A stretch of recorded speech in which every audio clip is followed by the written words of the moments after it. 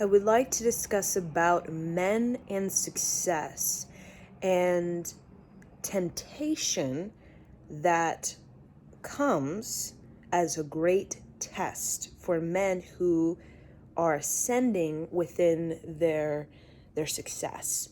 So as we ascend to higher levels of self-mastery, evolution, accomplishment, victory, creativity, God will give us tests. We live on a polarity planet, so we can agree that we have psychological warfare, we have spiritual warfare, and in all spiritual scripts, there is a story that conveys the psychological warfare, all the way going back to one of the first sort of bodies of work with the Epic of Gilgamesh, where, again, there's a sort of conveying of the psychological warfare, the spiritual warfare, and how an individual is being tested, right? We can see being tested by the devil, being tested by angels, okay? To kind of see what choice this person will make. And in many spiritual scripts have this kind of similar journey for an individual who must pass these tests, right? Even when we think of the process of death for the ancient Egyptians, where you basically are tested, okay, to the weighing of the heart, right? And you go through these sort of initiations where you are having to pass these life lessons, okay, in order to ascend or unlock these greater excellences, right, in you, and to unlock these higher dimensions, or your higher consciousness, we'll say. So, men and success, as again, success is many lifetimes, and we're very successful in many lifetimes. Okay, so a lot of us here, especially right now with the transition into the Aquarian age, a lot of us, if you're listening to this, if you're doing some spiritual work, either Kundalini yoga or some meditation or mantra recitation or doing some shadow work, whatever it is your thing, you most likely were here before this patriarchal dark age, and definitely before 12,000 years, okay? A lot of individuals, especially a lot of Gen Zs I've been discovering, even younger Gen Y, a lot of kids are like star seeds, right? And they can recall lifetimes and we know as pre-dynastic Egypt, which is very mysterious even to Egyptologists, and even going to Atlantis and Lemuria. And even there's star seeds that can recall lifetimes on other planets, such as, resonance with Pleiades and Orion and Arcturus, and have, sort of memory of the Anunnaki, right? So, this is going to become a common sort of discussion for our future when we're thinking about, these star beings and star seeds, because as we, become more involved in our technology, human evolution is going to become more invested in the stars, and not just let me go to Mars, let me go to Earth 2.0. It's also going to be investment in interstellar consciousness, because in order for us to relate to these intergalactic beings, which we will come across most likely, either they're Martians or whatever is out there, we're going to have a sort of emotional maturity to be able to handle that, right? So, we can't even really handle our own planet, let alone these other planets. So that's why, we don't see little green aliens walking around and just, mainstream, media, or walking around in the streets and in the city, because we can barely handle the diversity on this planet, and be able to balance that and mediate that, let alone trying to balance out and mediate and regulate a sort of conversation or interaction with these little ETs. but that will become more of a discussion in our future. And there's a lot of sort of there's a lot of sort of when we think of Tesla and his inventions, was very interstellar. He had very much an interstellar consciousness, and he was mapping out for 3,000 years in the future at his time. Okay, and we still today cannot really catch up and keep up with Tesla's inventions, even though he is dead, right? As though he is still inventing even today, with all his inventions that go beyond most people's heads. Okay, so with men in success, a common story, right? We can even see in relief sculptures in in the cathedrals in Europe, the churches in Europe, going to medieval and Romanesque period of temptation. And I go to this saying that I find very interesting, how Nick Cannon said on one of his podcasts, that to have women, around him, or even have women working for him, and he said that it could be a liability.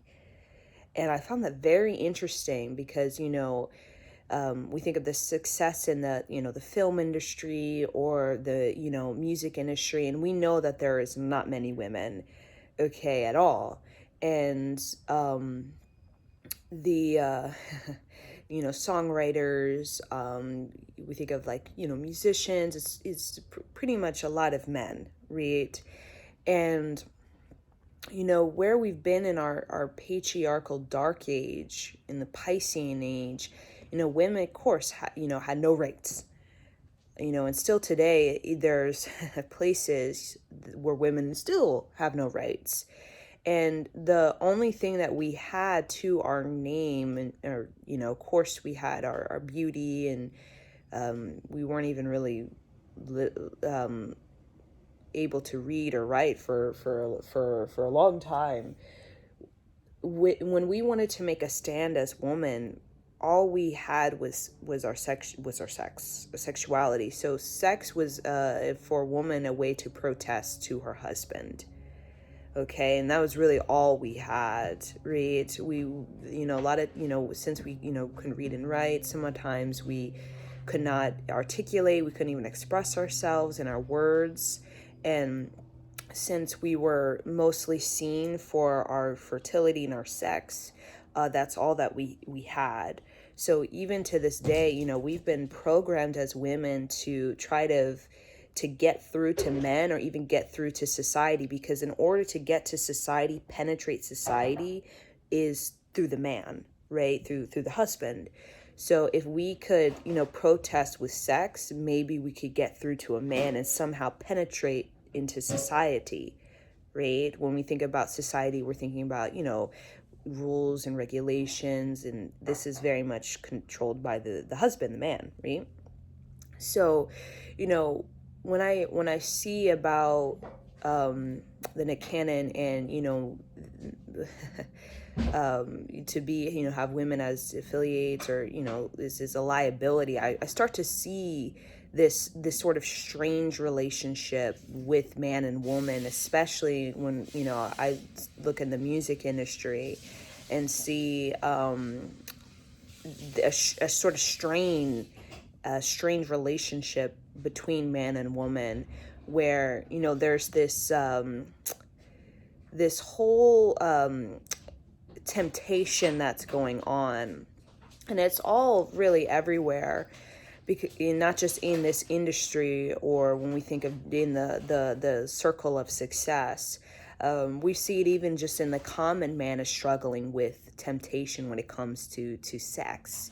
Talked to a policeman one day in Davidson County, Nashville, Tennessee, and he told me how he went on, I guess, he answered many, 911 calls, sort of in the domestic violence sort of arena, and he found women who, have kids, and those kids, being very aggressive towards the mother's boyfriend, right? And, he would tell me about how, there's a lot of that going on where there's these boyfriends kind of, having sex with these women, okay? And the kids are not having it, and the teenagers are definitely not having it.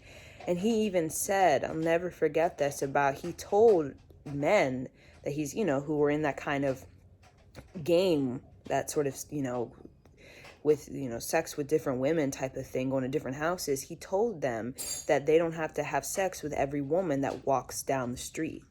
And he said that was like word for word. And it just blew my mind, because it was like, wow, this is coming from the observation of a police officer. And I'm observing the same thing, just in a different arena, right? So, men will be tempted by sex. And again, that's not the only temptation, but usually when there's temptation of sex, there's always going to be lust. That's really what I'm talking about, sex. Materialism, and what's connected to materialism is usually greed. And then usually there's envy, okay? And, that kind of can spin off, right? So if a man can sort of conquer his sex, he can really master all of those other sort of connections, such as materialism, greed, even being selfish. We talk about narcissism, right? And all that kind of karma that's associated with that. Okay, so,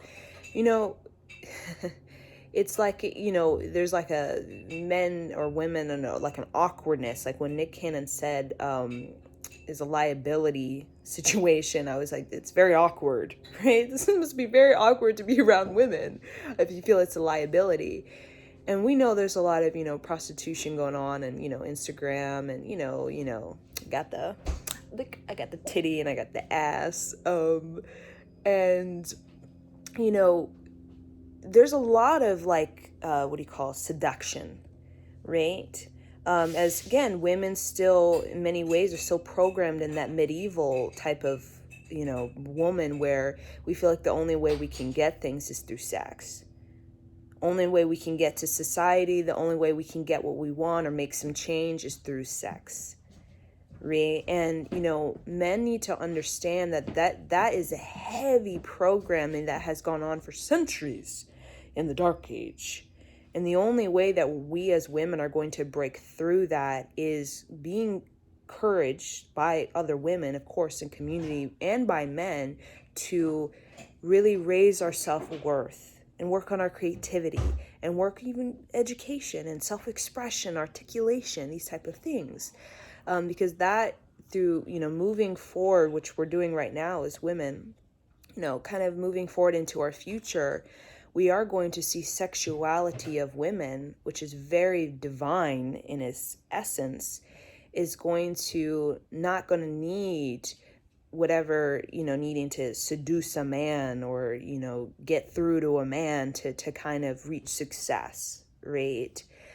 But we still have much work to do as men and women. So with man and his success, and the temptation, the big life lesson, if he can really sort of conquer, right, and develop his self discipline and say no to what we call the this temptation, the lust that always is materialistic, and then it's always kind of full with envy, and then there's conflict and all that kind of stuff that can be very draining, and it really sort of pulls a man out of his ascension and pulls him into darker energy, we know. He can actually become very, very powerful, even more powerful, okay? And these are even teachings from Yogi Bhajan. And you can find these teachings even probably in the Bhagavad Gita and definitely the Bible, the Quran, and all these spiritual scripts, okay? And, when we see men who buy into that lust, usually it kind of, I wouldn't say ruins a man, but in essence, it kind of can block the flow of prosperity.